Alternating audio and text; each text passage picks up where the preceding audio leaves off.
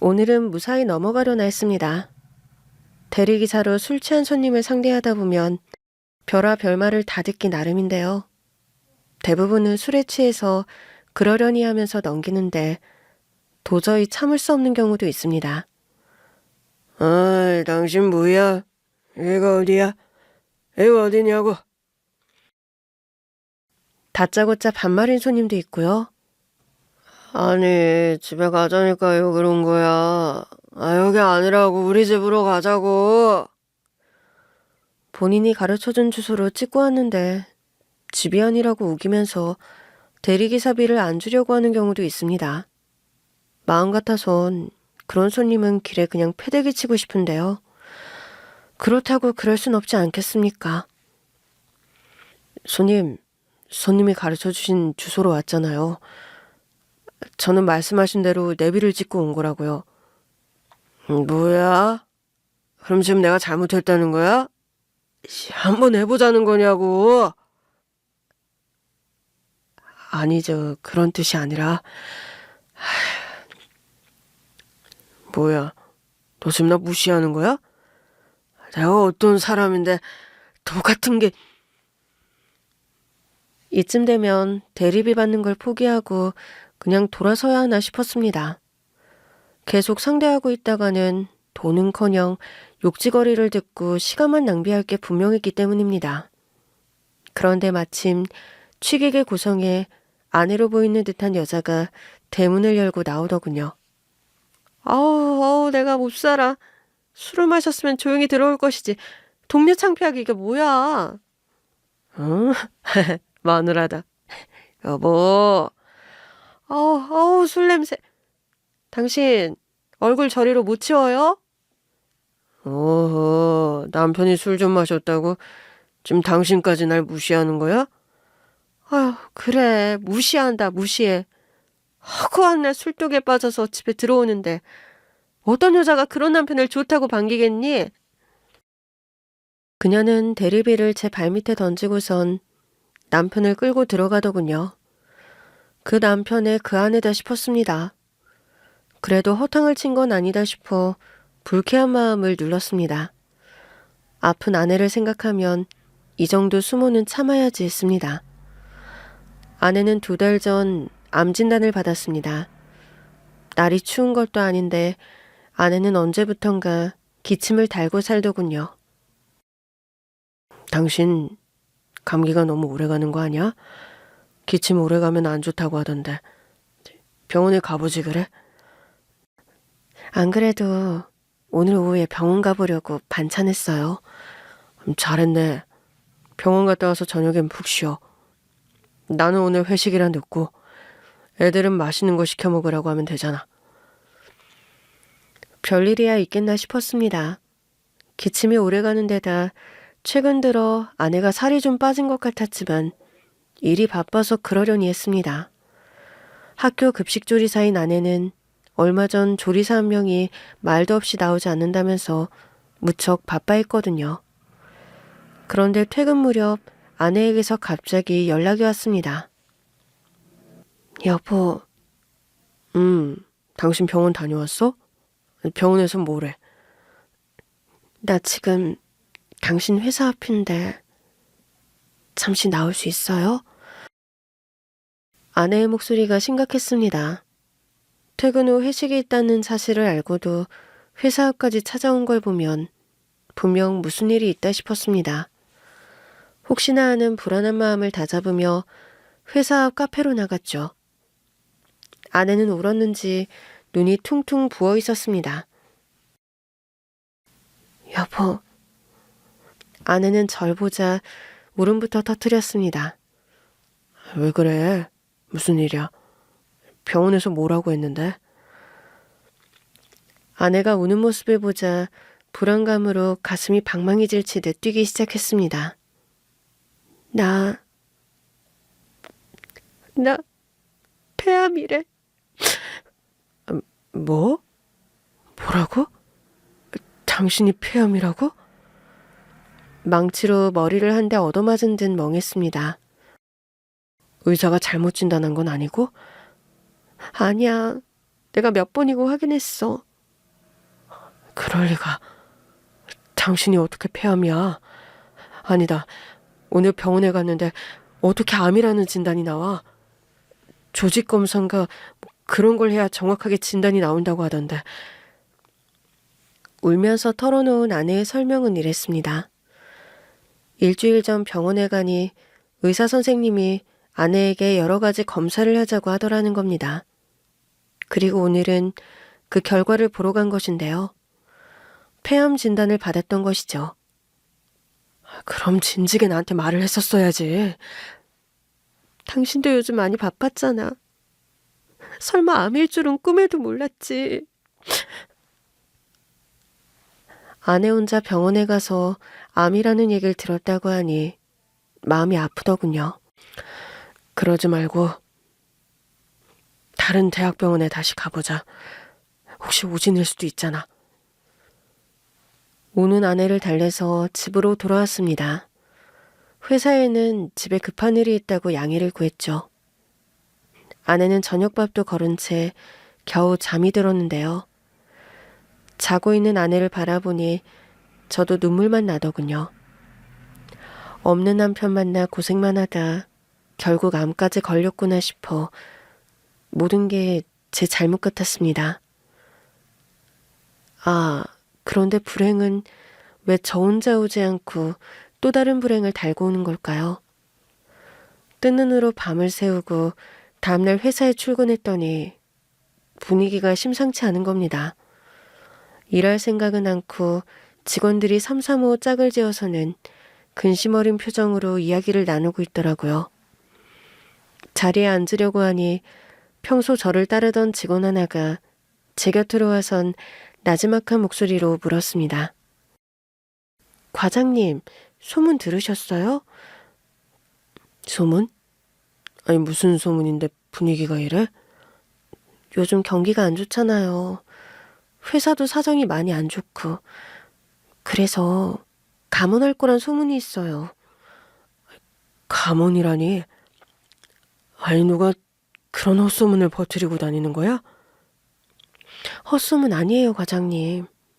어제 회식 끝에 부장님이 잔뜩 취해서 하신 말씀이라고요.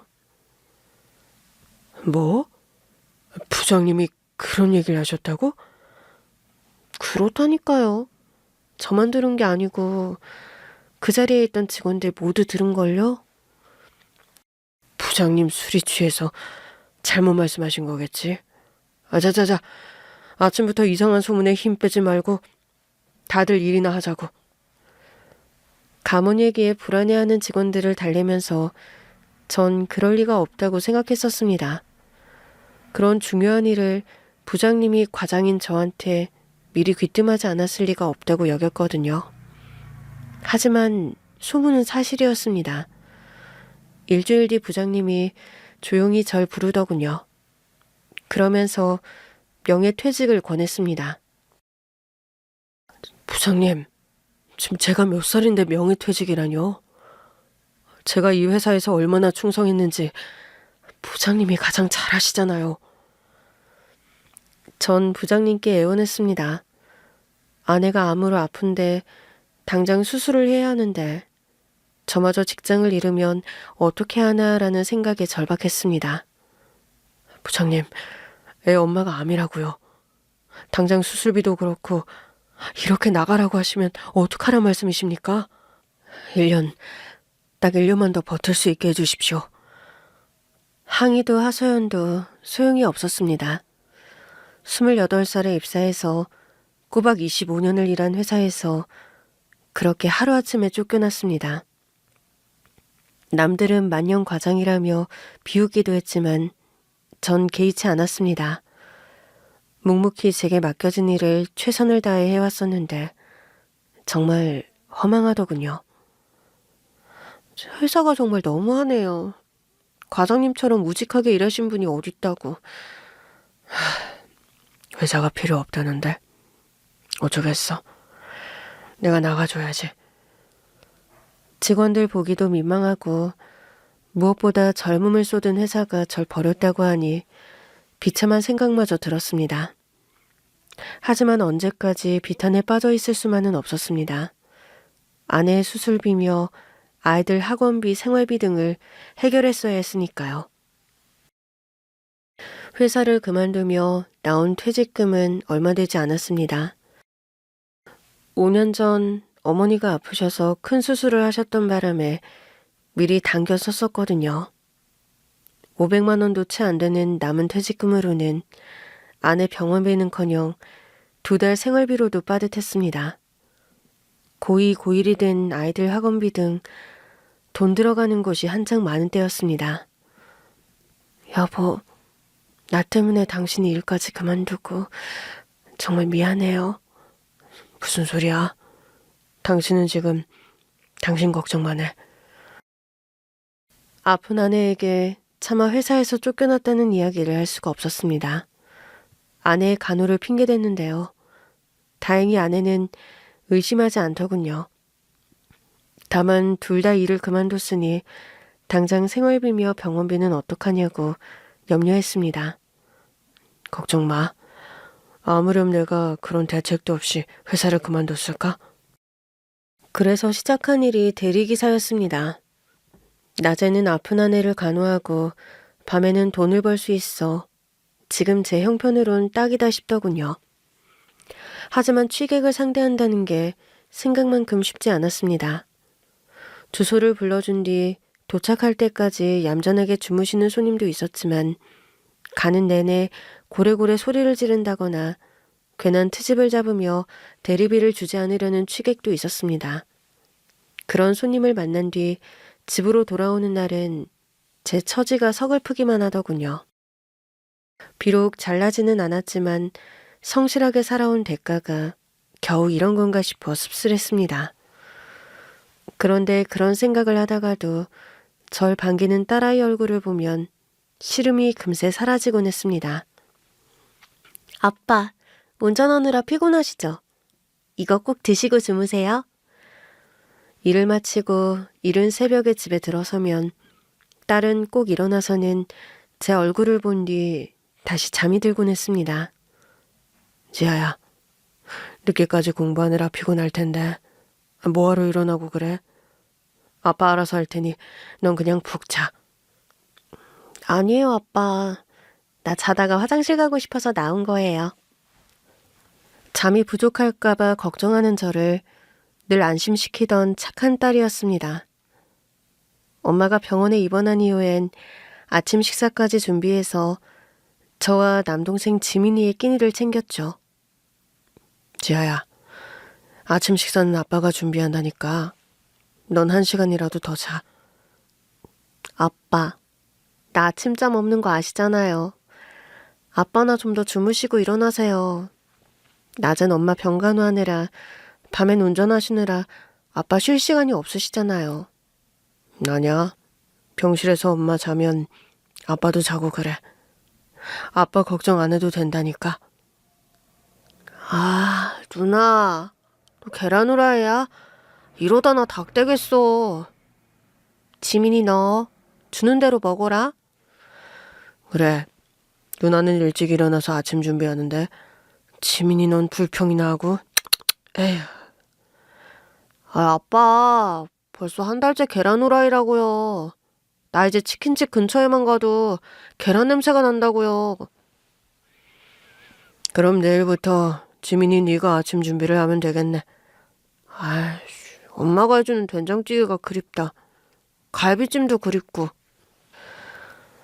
아들 지민이는 딸과 1살밖에 차이가 나지 않는 연년생이었습니다.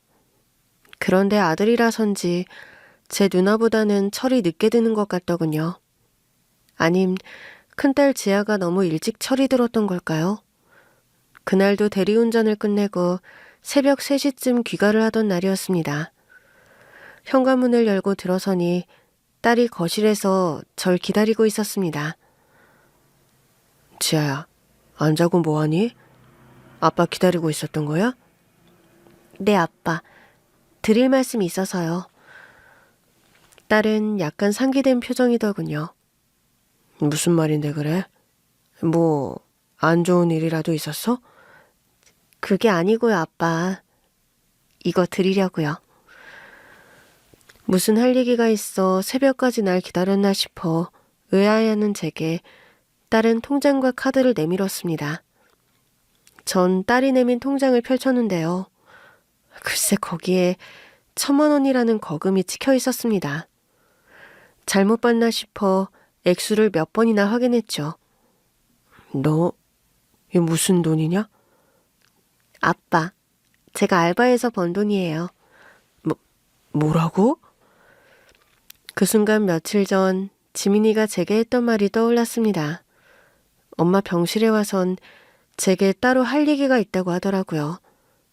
전 학교에서 무슨 일이 있었나 싶어 조용한 곳으로 지민이를 데리고 나갔는데요. 엉뚱하게도 지 누나 지아에 대한 이야기를 하는 겁니다. 아빠, 누나가 걱정돼서 드리는 말씀인데요. 누나가 왜? 지아한테 무슨 일이라도 있는 거냐? 그런 건 아닌데 누나가 좀 이상해요. 이상하다니? 뭐가 이상하다는 건데? 그게 누나가 밤마다 어딜 나갔다 오는 것 같아요. 응? 그건 무슨 소리야? 아빠 출근하고 나면 나갔다가 새벽에 들어오는 것 같더라고요. 에이, 지아 공부한다고 독서실 갔다 오는 거겠지? 내년이면 고3이잖아. 저도 처음엔 그렇게 생각했거든요. 근데 독서실 사장님이 그러시는데 누나 독서실 끊었대요. 그것도 한 달 전에요. 그래? 아빠가 누나한테 한번 물어볼게. 아들의 말을 들으니 뭔가 저도 짚히는 데가 있었습니다. 일주일 전쯤이었을까요? 그날은 불경기 때문인지 손님도 없고 컨디션도 좋지 않아서 여느 날보다 일찍 집에 들어왔습니다. 그런데 저를 반겨야 할 딸이 보이지 않더군요. 전 자나 싶어서 딸 방문을 열었는데 제 방에 없었습니다. 지아가 어딜 갔지? 독서실에서 아직 안 왔나? 전 걱정이 돼서 딸에게 전화를 걸었습니다. 늦은 밤이라 독서실로 데리러 갈까 싶어 연락을 했었던 거죠. 아빠? 딸은 당황한 목소리로 제 전화를 받았습니다. 아니에요. 아빠 피곤하실 텐데 먼저 주무세요. 저 금방 갈 거예요. 데리러 가겠다는 걸 한사코 거절했습니다. 그로부터 30분 정도 지났을까요? 아파트 입구에서 낯선 차 한 대가 서는 게 보였습니다. 지아가 그 차에서 내리더군요. 딸이 걱정돼 전 앞베란다에서 지아를 기다리고 있었거든요. 지아야, 방금 낯선 차에서 내리던데 그 사람 누구야? 아빠? 그거 친구 아빠 차예요. 너무 늦었다고 친구 아빠가 데려다 주셨어요. 걔도 같이 독서실에 있었거든요. 그래? 그래도 지아야, 다음부터 너무 늦게까지 있지 마. 공부도 중요하지만 아빠 네가 늦으면 무슨 일이라도 생겼나 싶어 걱정된단 말이야. 네, 아빠. 아빠 걱정하지 않으시도록 앞으로는 일찍 다닐게요. 그날은 그렇게 넘겼습니다. 지아의 말처럼 독서실에서 늦은 줄로만 알고 있었거든요. 그런데 아들 지민이의 얘기를 들으니 한 달째 지아가 밤에 저 몰래 나갔다 들어왔다는 겁니다. 전 시간을 내서 딸에게 차분하게 물어봐야겠다고 벼르며 기회를 엿보고 있었는데요. 이렇게 일이 터져버린 것이죠. 아들 지민이가 했던 이야기와 낯선 차에서 내리던 지아 모습이 겹쳐지면서 전 그만 이성을 잃고 말았습니다. 지아 너 1,000만 원이라는 이 큰 돈 어디서 난 거야? 아빠, 그거 제가 알바해서 번 돈이에요. 뭐? 알바를 해서 벌었다고? 그게 말이 된다고 생각해? 고등학생이 그것도 한 달 만에 어떻게 1,000만 원이나 되는 돈을 받냐고? 아빠, 그게 지민이 얘기론 너 밤마다 어딜 나갔다 들어왔다고 하던데 너 혹시 술집이라도 나간 거야? 네? 아빠, 술집이라뇨. 그럼 누구야? 너한테 이 돈을 준 사람이 누구냐고? 한 번도 본 적 없는 저의 분노하는 모습에 지아는 놀란 것 같았습니다. 아빠, 그러니까 그게... 가자. 이 돈 준 놈한테 가자고. 아빠, 그게 아니라... 아니긴 뭘 아니야? 당장 가자고. 이 돈 준 놈한테 당장 가자니까. 제정신이 아니었습니다. 착하디 착한 내 딸이 뭔가 불미스러운 일로 돈을 받은 것 같아 한마디로 눈에 보이는 게 없었습니다.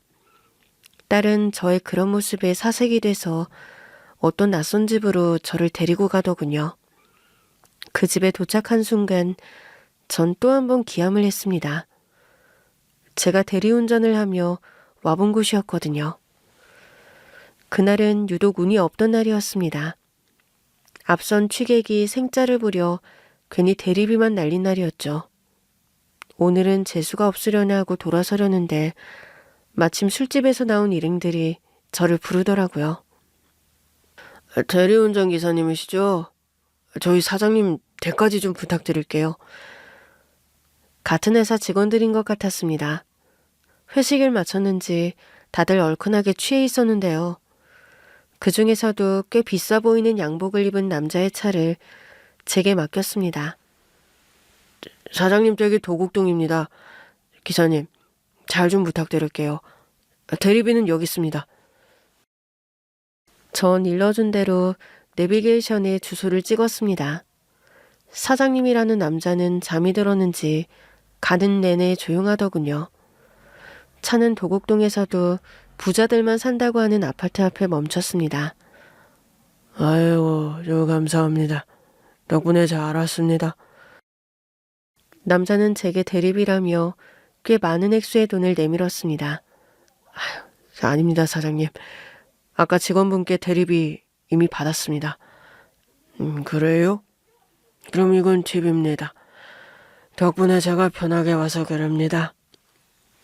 술김이었는지 원래 인심이 좋은 사람이어서 그랬던 건지 그는 제게 팁이라며 억지로 그 돈을 쥐어주더군요.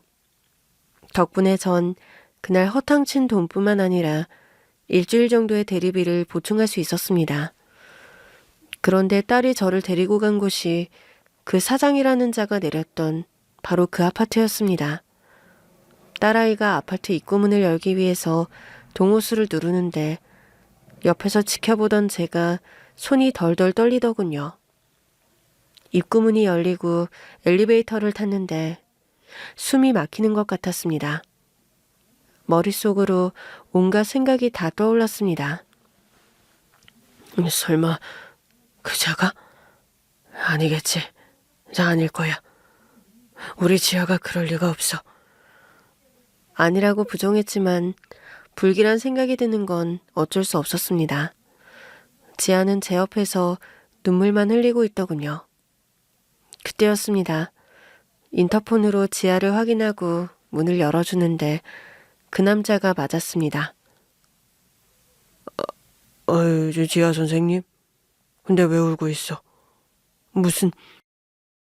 더 따지고 말고 할 것도 없었습니다. 지아라고 부르는 그자의 목소리를 듣자마자 전 바로 그자에게 주먹을 날렸습니다.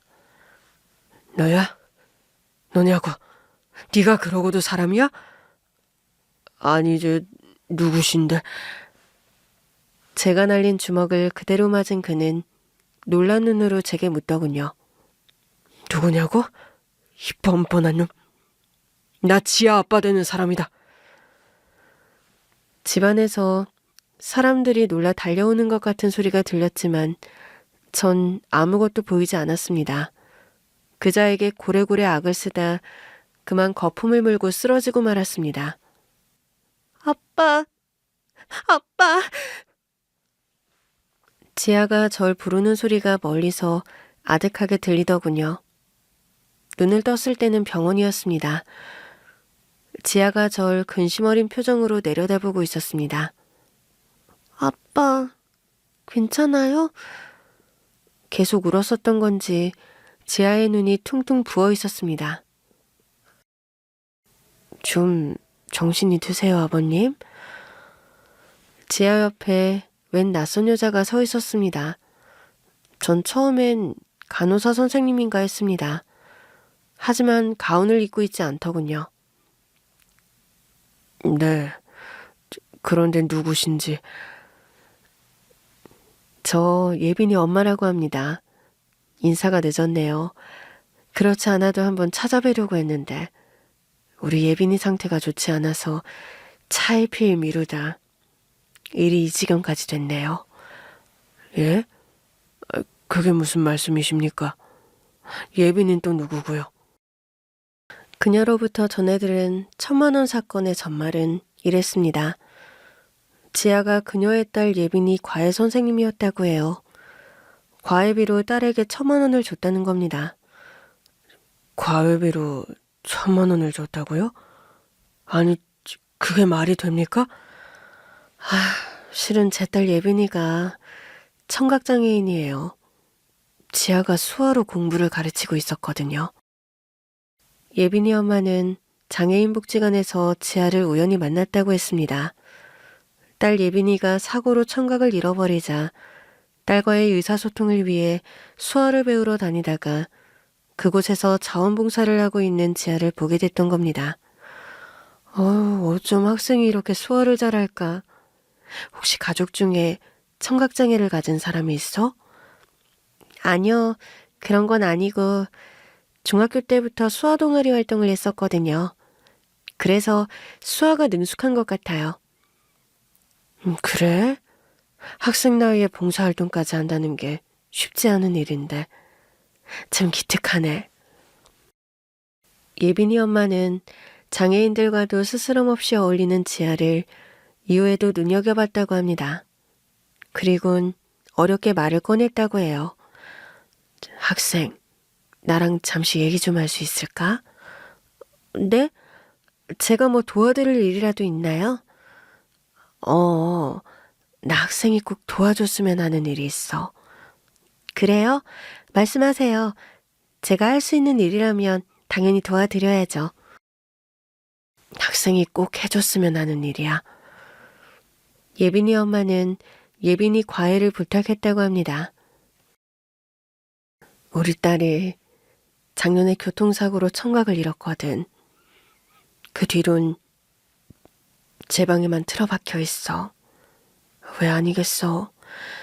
첼리스트가 꿈이었던 애가 하루아침에 청각을 잃었으니 어린 게 그 충격이 오죽했겠어. 눈물을 글썽이는 예빈 엄마의 부탁을 지아는 거절할 수가 없었다고 합니다. 공부는 차츰하면 되고 우선 예빈이 마음의 문을 좀 열어주면 좋겠어. 내가 그동안 지켜봤는데 학생이라면 우리 예빈이에게 좋은 언니가 될 것 같아.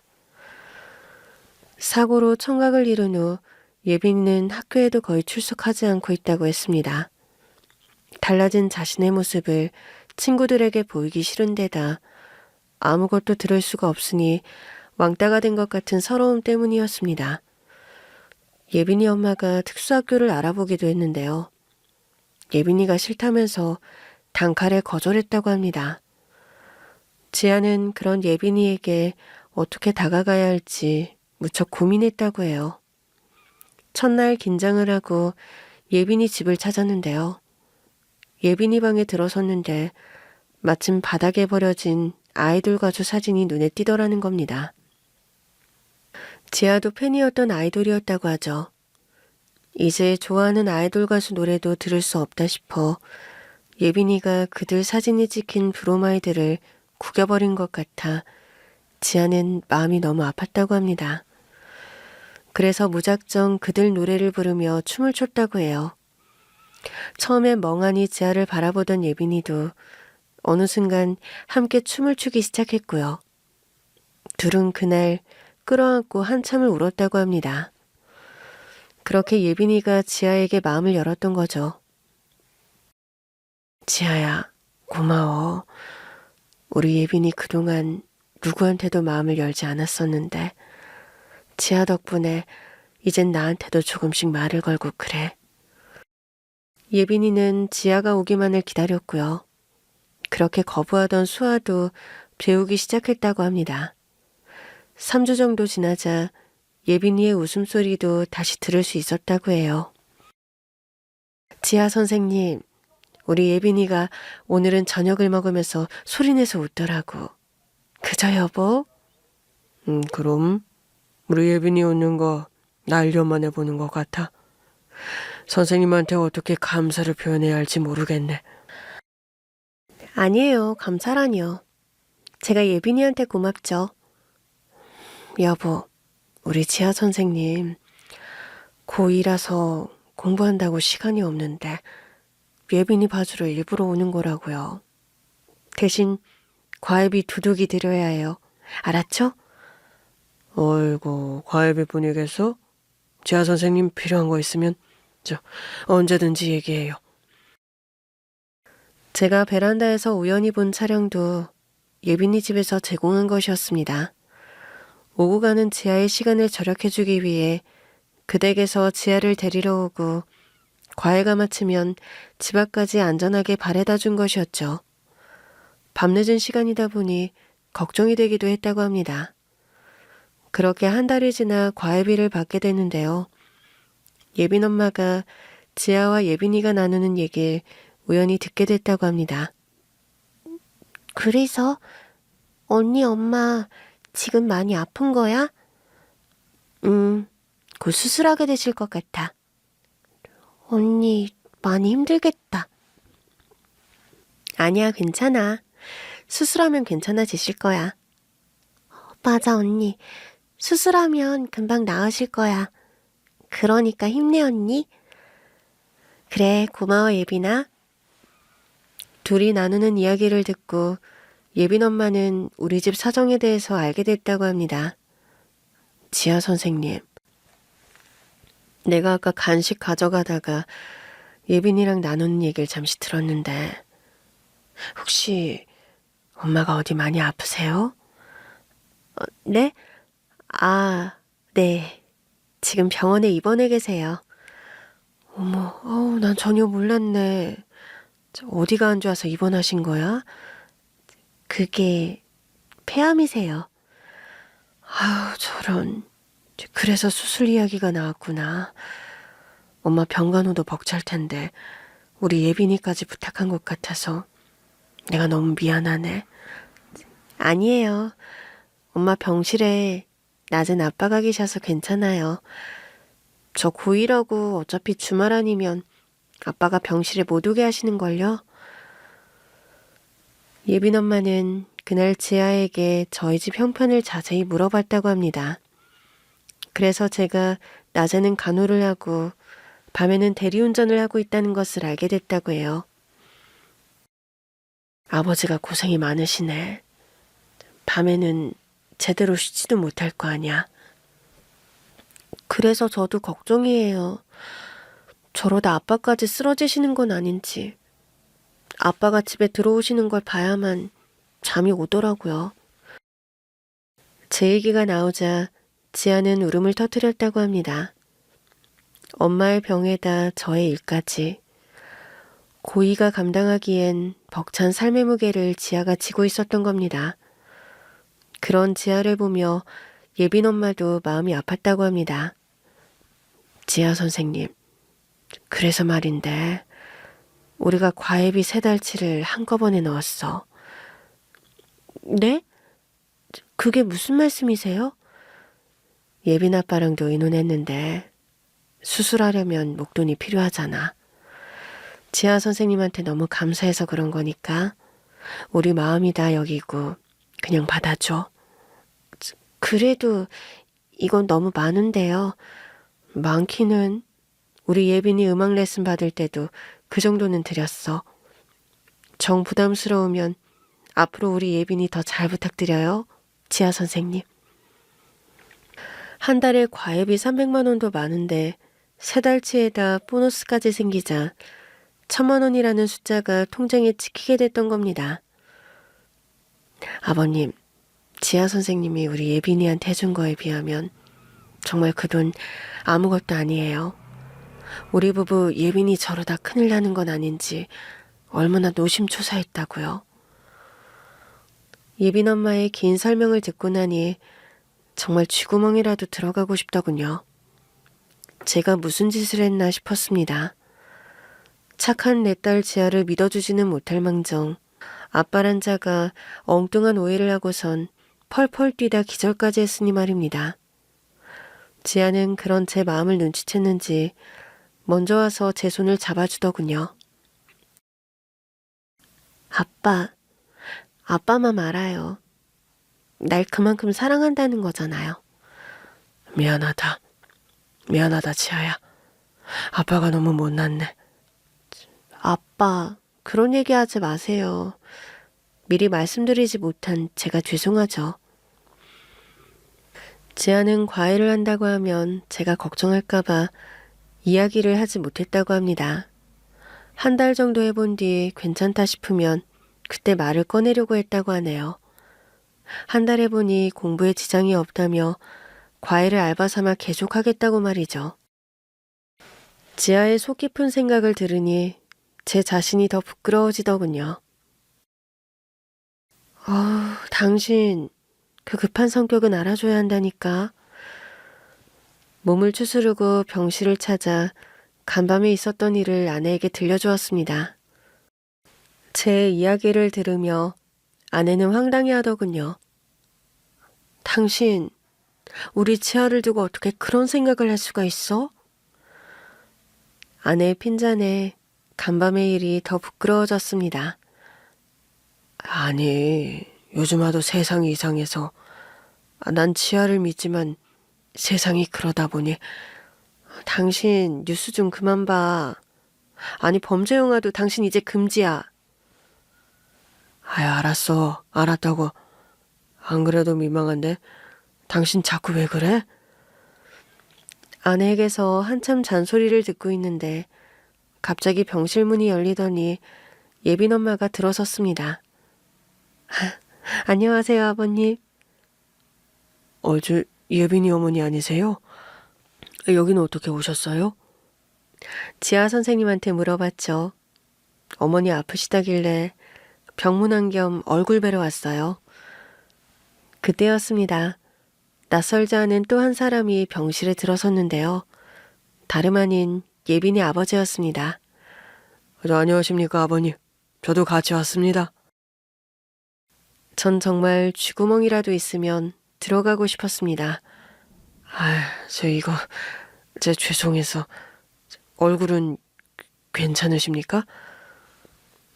당황해서 말까지 더듬게 되더군요. 아버님 주먹이 꽤 세시던데요? 좀 아팠습니다. 저의 당황한 모습에 아내는 그들이 누군지 금방 눈치를 채더군요. 정말 죄송합니다. 이가 워낙 성격이 급해서요. 많이 다치셨어요? 농담입니다, 농담. 저 다친 데 없어요. 말짱합니다. 이도 참. 왜 쓸데없는 소리를 내서 두 분을 불편하게 만들어요? 그런가? 오히려 제가 죄송하네요. 아닙니다. 제가 죄송하죠.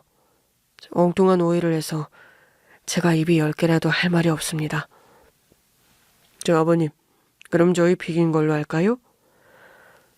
예빈이 아빠와 엄마는 아내의 상태를 알기 위해 일부러 병문안을 왔더군요.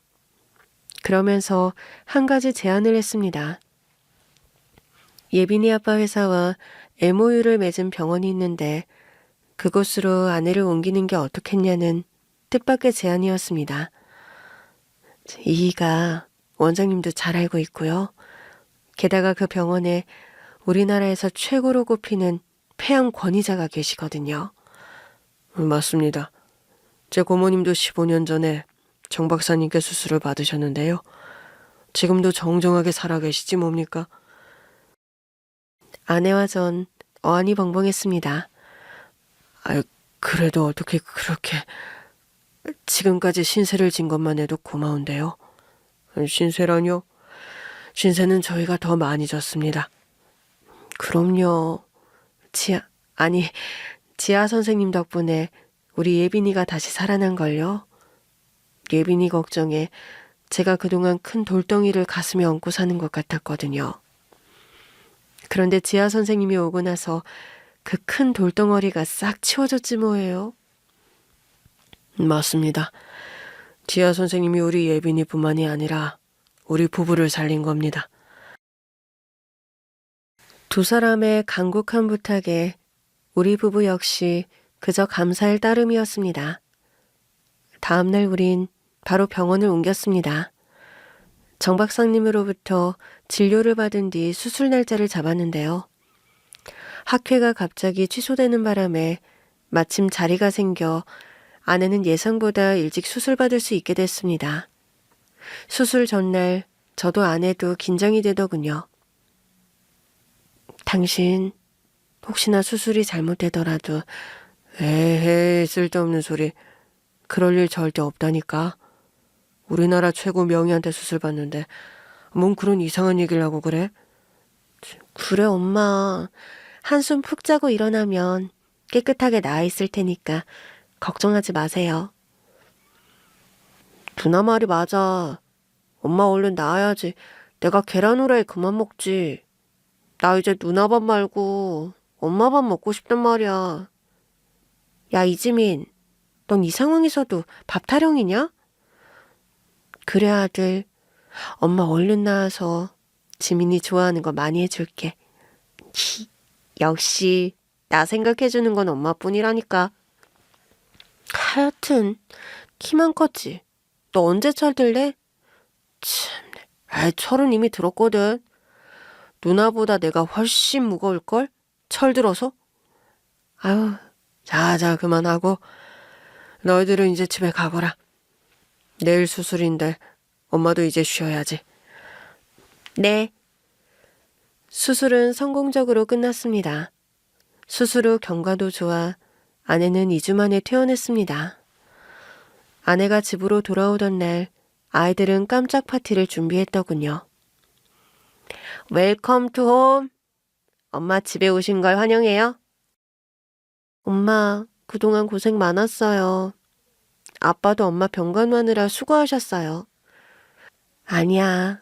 지안이가 엄마 없는 빈자리 채운다고 고생이 많았지. 공부하느라 철없는 동생 챙기느라 힘들었지? 아니 엄마, 여기서 왜 철없는 동생이 등장해? 나도 나름 고생했다고. 그래. 우리 아들도 수고했고 지아도 당신도 너무 고마워요. 뭐 알면 됐어. 그러니까 당신 이제 아프면 안 돼. 알았지? 그래 엄마. 이제는 아프면 안 돼. 나 집에 오면 엄마가 없어서 얼마나 썰렁했다고. 그랬어 아들? 엄마. 나 오랜만에 엄마 한번 안아볼래. 야 이지민. 너 그러다 엄마 수술한 거 건드리면 안 된다. 아이 그 정도는 나도 알아.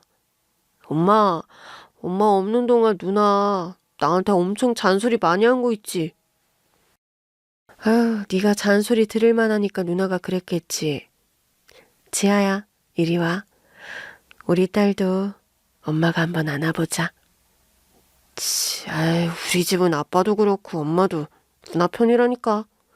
아, 나만 외롭다. 외로워. 그러게 평소에 누나한테 잘하지 그랬니? 그래.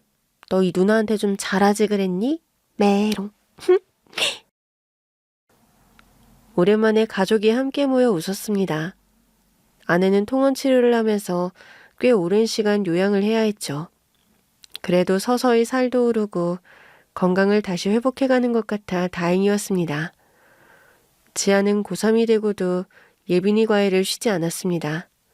대신 매일이 아니라 주 3회 가는 것으로 조정을 했습니다. 고3이라 입시 준비로 바쁘기도 했고 예빈이도 많이 좋아졌기 때문입니다. 이젠 혼자 외출도 하고 친구들도 만난다고 하더라고요. 언니, 바빠? 지아가 독서실에서 공부하고 있는데 하루는 예빈이에게 이런 문자가 오더라는 겁니다. 왜? 무슨 일 있어? 기말고사 기간이라 양해를 구하고 일주일을 가지 않았던 탓에 예빈이에게 무슨 문제라도 생겼나 싶어 지아는 긴장했다고 합니다. 아니, 언니랑 의논할 것도 있고 해서 금요일에 언니 집에 가도 되는지 물어보려고. 언니 금요일이면 기말 마친다고 하지 않았어? 금요일이면 시험 끝나지. 그럼 나 금요일 저녁에 언니 집으로 갈게. 그즈음 예빈이는 우리 집에 자주 놀러 오곤 했었습니다. 아내는 물론 지민이와도 친해져 지민이를 오빠라고 부르며 따르더군요. 누나 지아와는 아웅다웅하던 지민이도 동생이 생겼다면서 예빈이를 예뻐했습니다. 어머 예빈아, 올 때마다 뭘 이런 걸 사오고 그러니? 제가 산 게 아니고요. 엄마가 언니 집에 온다고 하니까 싸주신 거예요. 예빈이는 이제 사람 입모양만 보고도 의사소통이 가능한 수준이 됐습니다. 아유, 엄마한테 감사히 잘 먹겠다고 전해줘. 그리고 다음부턴 이런 거 보내시지 말라고 말씀드리고. 예빈이 왔네? 너 이 오빠 보고 싶어서 왔구나? 아니거든. 나 오늘 언니랑 의논할 게 있어서 왔어. 아, 의논? 그런 거라면 오빠랑 해야지. 고민이 뭔데? 오빠가 한 방에 해결해 줄게. 야, 이지민, 쓸데없는 소리 그만하고 넌 네 할 일이나 제대로 하시지. 너 이번 기말고사 성적 제대로 안 나오면 알지? 아, 누나는 오늘 시험 끝나는데 또 시험 얘기를 해야겠어. 이래서 내가 누나랑 같은 학교 다니기 싫다니까. 핑계는. 예빈아, 내 방에 들어가서 얘기하자. 좋아, 언니. 예빈이는 진로 문제로 지아를 찾아왔다고 합니다. 언니, 나 내 미래에 대해서 생각해봤거든. 정말? 하고 싶은 걸 찾았어? 응. 언니가 언니 꿈에 대해서 얘기하면서 생각만 해도 가슴이 두근거리고 기분 좋은 게 뭔지 잘 찾아보라고 했잖아. 응, 그래서? 그래서 일주일 동안 곰곰이 생각해봤거든. 나 그림 그릴 때 정말 행복한 것 같아. 이전에 첼로 할 때만큼이나. 진짜? 그럼 그림 그리는 게 네 꿈일 수도 있겠네. 언니도 그렇게 생각해? 그럼 네가 행복하게 할 수 있는 게 바로 네 꿈이 아닐까? 언니, 나 그림 시작하면 잘할 수 있을까? 예빈아, 너 잘하는 것보다 더 중요한 게 뭔지 알아? 그게 뭔데? 좋아하는 거, 즐기는 거야. 잘하겠다는 부담 가지지 말고 즐기다 보면 어느새 잘하게 돼 있는 거야. 아, 그리고 좀 못하면 어때? 네가 행복한 게 제일 중요하지. 언니 말이 맞네. 그치? 자, 드디어 꿈을 찾은 우리 예빈이. 오늘 우리들이 축하 파티라도 할까? 좋아. 아저씨랑 아줌마, 지민이 오빠도 부르자. 지민이까지? 그 녀석은 좀 마음에 안 드는데 말이야. 고등학생이 되면서 예빈이는 미술학원을 등록해 다니기 시작했습니다. 제 딸 지아는 대학생이 됐는데요. 특수교육학과를 지원해 장학생으로 거저 대학을 다녔습니다. 아빠, 엄마, 저 특수교육학과에 지원하려고 해요. 고3 여름방학이 되어 대학 수시 얘기가 나오자 특수교육학과에 가고 싶다고 하더군요. 특수교육학과에 지원한다고? 네 성적이면 다른 과에 지원해도 될 텐데. 그렇긴 한데 저 꼭 특수교육학과에 가고 싶어요. 네 뜻이 그렇다면 엄마는 좋아. 당신은 어때? 그래, 네가 좋다면 아빠도 찬성이다. 우리 딸이 선택한 일인데 당연히 찬성이지. 고맙습니다, 아빠, 엄마. 저 좋은 선생님이 될게요. 예빈이를 가르쳤던 게 지아에게도 많은 영향을 끼쳤구나 싶었습니다. 예빈이가 하루하루 변화해가는 걸 보면서 많은 기쁨과 보람을 지아도 맛봤던 것 같습니다. 지아가 특수교육학과에 합격했다는 소식에 예빈이 아빠와 엄마도 자기 자식인 것처럼 기뻐하더군요. 지아 선생님, 어쩜 그리 딱 맞는 과를 찾았을까? 입학 너무너무 축하해. 선생님 정말 축하드립니다. 앞으로 특수교육학계가 지하 선생님 때문에 무궁한 발전을 하겠네요. 지아의 대학 입학도 예빈이의 고등학교 입학도 양가 가족들이 모여 함께 축하했습니다.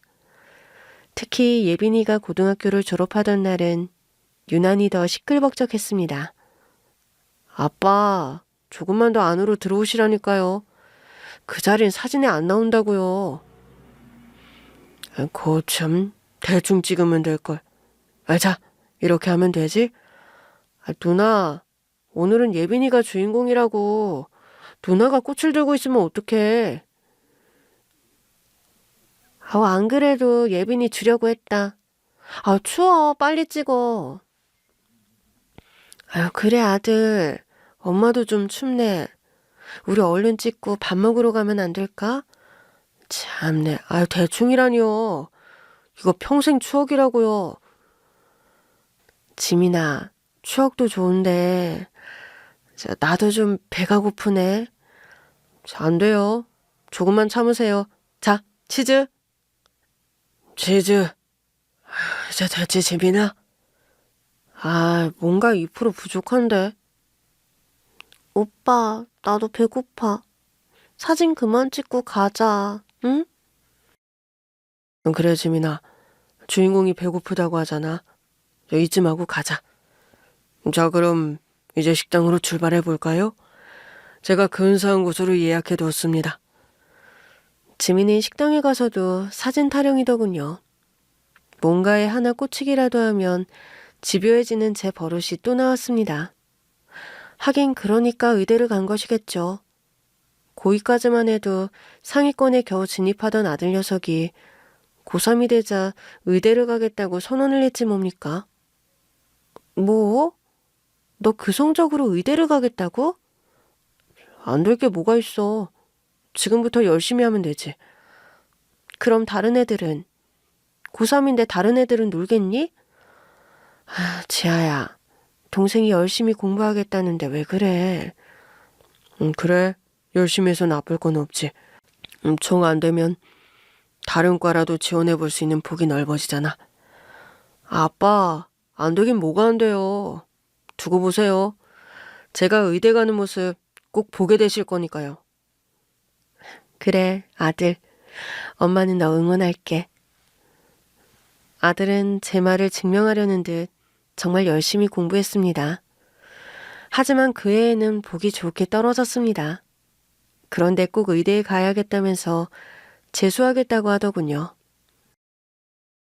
그래, 남자가 한번 칼을 뽑았으면 끝을 봐야지. 난 재수 찬성. 열심히 공부하고도 의대에 떨어진 동생이 딱했던지 이번엔 지아가 지민이를 적극 지지했습니다. 그래, 요즘 재수는 필수라더라. 엄마도 찬성. 저 역시 아들을 응원했죠. 가족들의 한결같은 지지 덕분이었는지 아들은 이듬해 의대에 합격을 했습니다. 아빠, 엄마, 나 합격했어요. 합격이라고요. 뭐? 합격이라고? 네, 아빠. 여기 수험번호랑 제 이름 보이시죠? 어머, 정말이네. 장하다, 지민아. 우리 아들 결국 해냈구나. 엄마, 내가 뭘 했어요. 올해는 자신 있다고 했죠? 그래, 아들. 엄마 지금 너무 행복해. 축하해, 지민아. 그동안 공부하느라 고생했다. 고마워, 누나. 나중에 아들로부터 얘기를 들으니 엄마를 위해서 꼭 의대에 가고 싶었다고 하더군요. 병원에 다녀올 때마다 피곤해하는 엄마를 자신이 의사가 돼서 돌봐주고 싶었다고 했습니다. 자, 우리 예빈이 졸업식에 이렇게 와주셔서 정말 감사합니다. 식사 전에 제가 꼭 감사드리고 싶은 사람이 있어서요. 여보, 짧게 해요, 짧게. 다들 시장하시단 말이에요. 오호, 아이고 짧게 할 수 있는 얘기가 아닌데 말이야. 삼촌, 또 제 얘기하려고 그러시는 거죠? 언제부턴가 지아와 지민이는 예빈이 아빠를 삼촌이라고 부르기 시작했습니다.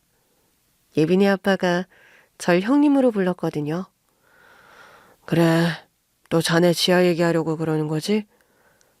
오늘 생략하고 밥 먹자고. 아, 형님, 오늘 같은 기쁜 날 지아한테 당연히 감사를 표현해야죠. 우리 예빈이 미대 합격한 거 반은 지아 공입니다. 아빠, 그게 왜 지아 언니 공이야. 내가 열심히 해서 그렇지. 그게 그렇게 되나? 그럼요. 예빈이가 열심히 한 덕분에 합격한 거죠. 예빈아, 다시 한번 축하해. 나도 축하해, 예빈아. 근데 언니, 왠지 좀 섭섭하다. 누나, 예빈이 말이 맞지 뭐가 섭섭해. 솔직히 누나 공은 아니잖아. 나라면 또 모를까? 어라? 거기서 오빠가 왜 나와? 너 방학 때마다 오빠가 특강해준 거 기억 안 나? 그럼 뭐해? 오빠가 찍어준 문제 하나도 안 나왔는데. 오빠 의대는 어떻게 갔나 몰라. 그치, 예빈아. 나도 그게 미스터리다. 그래, 두 사람. 나 놀릴 땐 아주 손발이 척척 맞지? 오빠, 지아 언니랑 나 원래 손발이 잘 맞았거든? 그래, 예빈이 너한테 내가 졌어.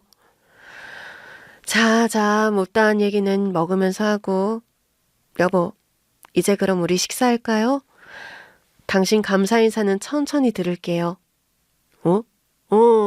그럼 그럴까?